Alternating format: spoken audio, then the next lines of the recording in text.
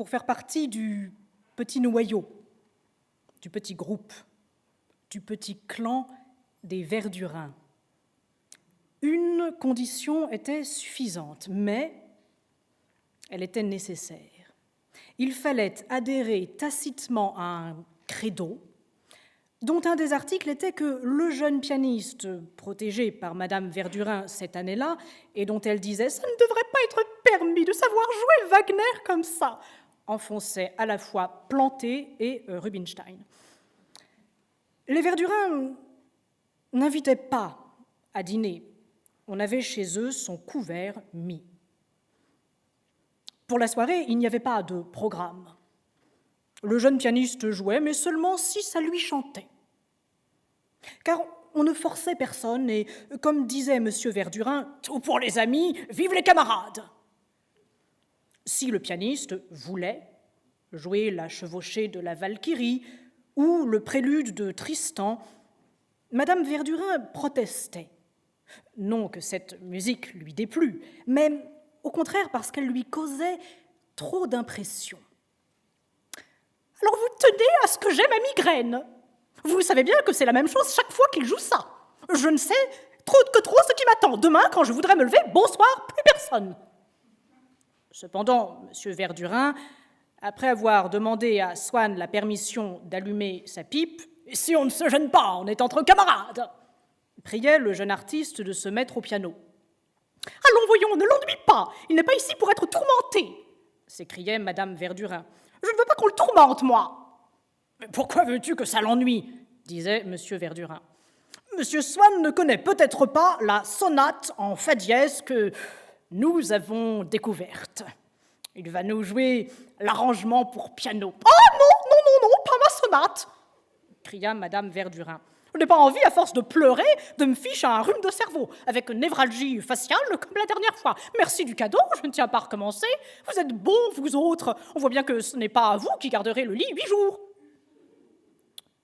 Cette petite scène, qui se renouvelait chaque fois que le pianiste allait jouer, enchantait les amis, aussi bien que si elle avait été nouvelle, comme une preuve de la séduisante originalité de la patronne et de sa sensibilité musicale.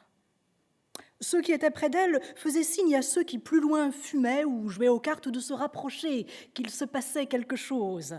Et le lendemain, on donnait des regrets à ceux qui n'avaient pas pu venir en leur disant que la scène avait été encore plus amusante que d'habitude. « Eh bien voyons, c'est entendu !» dit M. Verdurin. « Ne jouera que l'andante. »« Que l'andante ? Comme tu y vas !» s'écria Madame Verdurin. « C'est justement l'andante qui me casse bras et jambes. Il est vraiment superbe, le patron. C'est comme si dans la 9e, il disait « Nous n'entendrons que le final » ou dans les maîtres que l'ouverture. Quand le pianiste eut fini, Swann s'approcha de lui pour lui exprimer une reconnaissance dont la vivacité plut beaucoup à Madame Verdurin. « Quel charmeur, n'est-ce pas ?» dit-elle à Swann. « La comprend-il assez, sa sonate, le petit misérable? Vous ne saviez pas que le piano pouvait atteindre à cela. C'est tout, excepté du piano, ma parole. Chaque fois j'y suis reprise, je crois entendre un orchestre.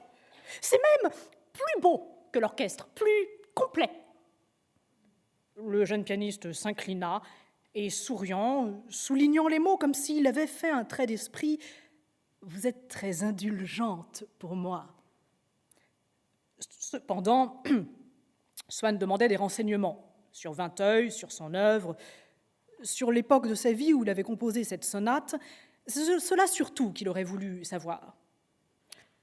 Mais tous ces gens qui faisaient profession d'admirer ce musicien, quand Swann avait dit que sa sonate était vraiment belle, Madame Verdurin s'était écriée « Je crois un peu qu'elle est belle, mais on n'avoue pas qu'on ne connaît pas la sonate de Vinteuil. On n'a pas le droit de ne pas la connaître. » Et le peintre avait ajouté « Ah, c'est tout à fait une très grande machine, n'est-ce pas? Ce n'est pas, si vous voulez, la chose chère et publique, n'est-ce pas? Mais c'est la très grosse impression pour les artistes. » Ces gens-là semblaient ne s'être jamais posé ces questions, car ils furent incapables d'y répondre. Même à une ou deux remarques particulières que fit Swann sur sa phrase préférée, Madame Verdurin dit « Tiens, c'est amusant, je n'avais jamais fait attention. Je vous dirais que Je n'aime pas beaucoup chercher la petite bête, m'égarer dans des pointes d'aiguille. On ne perd pas son temps à couper les cheveux en quatre ici, ce n'est pas le genre de la maison.